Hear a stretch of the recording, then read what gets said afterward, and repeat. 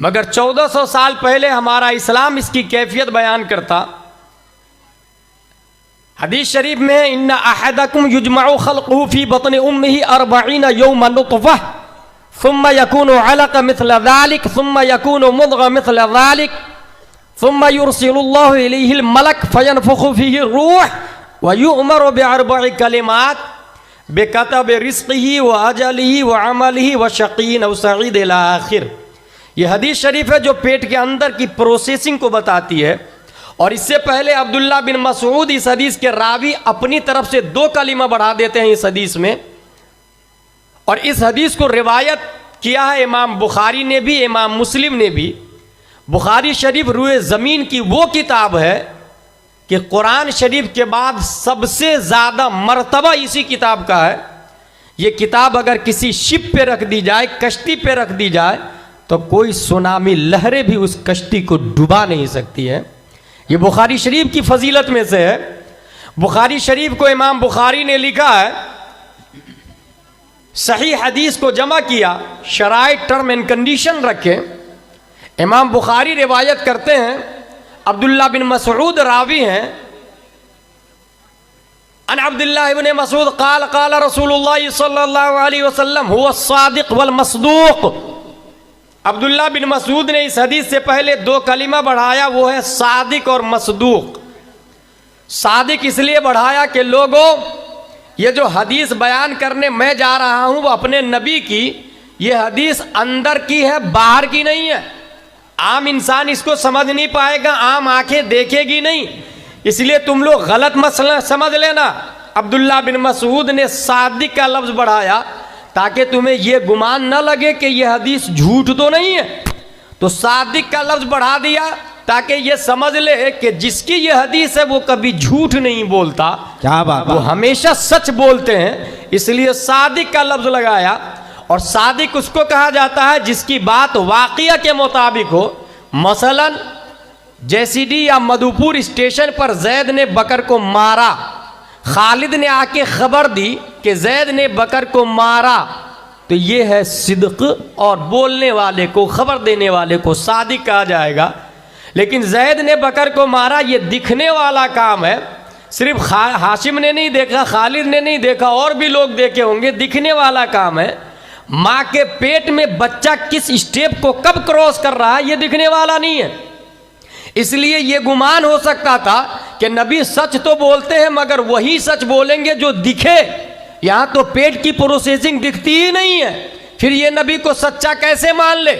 अब्दुल्ला बिन मसूद ने अपनी तरफ से अल मसदूक लगा दिया। लोगों, ये नबी की जुबान पर अल्लाह जो बात रखता है वो अल्लाह भी सच ही को इनकी जुबान से जारी फरमाता है। जो अपनी तरफ से सच बोले उसे सादिक कहा जाता है, और जिसे रब सच बोलवाए उसे अल मसदूक कहा जाता है। सुभान अल्लाह, सुभान अल्लाह। वो है जो सच भी बोलते हैं और रब भी सच बुलवाता है, और रब और नबी हमेशा सच बोलते हैं।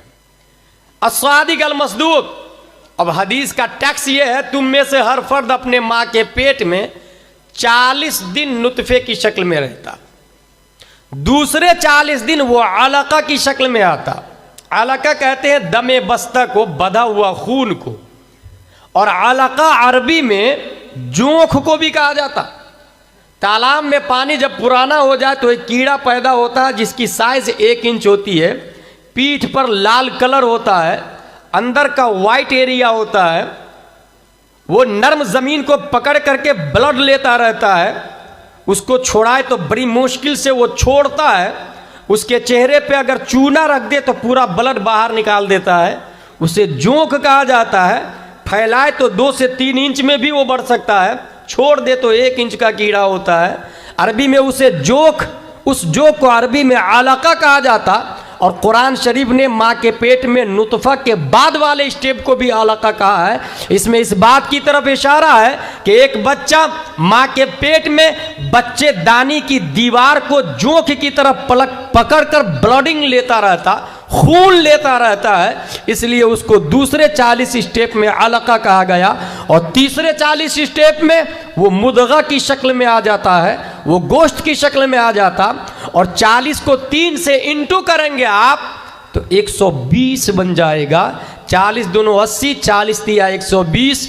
120 दिन के बाद में परवरदिगार आलम एक फरिश्ता को मुतय्यन करता। वो फरिश्ता आके रूह फूंकता है और 4 बातों का हुक्म देता, रिस्क के बारे में, मौत के बारे में, काम काज के बारे में, और शरीफ होगा या कमीना होगा इसके बारे में। ये 4 बातें लिख दी जाती है। रिस्क में सिर्फ और सिर्फ खाना पीना दाखिल नहीं है, बल्कि रिस्क में टोपी भी दाखिल है, कुर्ता पाजामा भी दाखिल है, मकान कितने खरीदेगा एक इंसान वो भी रिस्क में इंक्लूड है, अपाची पर चलेगा या फॉर्चूनर पर वो भी रिस्क के अंदर इंक्लूड है। Useful thing for your life called in Arabic language risk, मताए जिंदगी को रिस्क कहा जाता है। वो सब के सब मौत से पहले रिस्क में इंक्लूड है और वो रिस्क में शामिल लिख दिया जाता। दूसरी बात लिखी जाती है 1 साल के बाद मरेगा कि 2 साल के बाद मरेगा, एक्सीडेंट में मरेगा या नॉर्मली मौत मरेगा, हार्ट अटैक होगा या बीमारी आएगी, कोरोना वायरस से मरेगा या बुखार से मरेगा, तमाम तर कैफियत मौत के साथ लिख दी जाती है। तीसरा काम है अमल, वो बिजनेस करेगा या नौकरी करेगा ये भी लिख दी जाती। शराबी होगा, जुआरी होगा, मुत्तकी परहेजगार होगा, क्या बनेगा, शरीफ या कमीना ये भी लिख दिया जाता। अब तहरीके नई नस्ल की बुनियादी बात यह है कि अगर मदरसा गुलशन रसूल, मदरसा गुलशन हुसैन सोसाइटी बनने से पहले एक बायलॉज तैयार होता, कागज तैयार होते, टर्म एंड कंडीशन बनता। ये सदर, सेक्रेटरी, खजांची, नायब सदर, नायब सेक्रेटरी, नायब खजांची, उसमें रूल्स लिखाने शुरू होते हैं।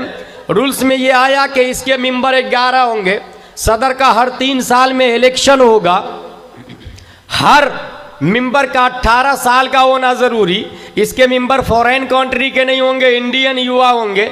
किसी ने कहा हजरत ये भी शर्त बढ़ा दीजिए कि इसके मेंबर मसलके आला हजरत वाले होंगे। आपको अच्छा लगा ये शर्त बढ़ा दी।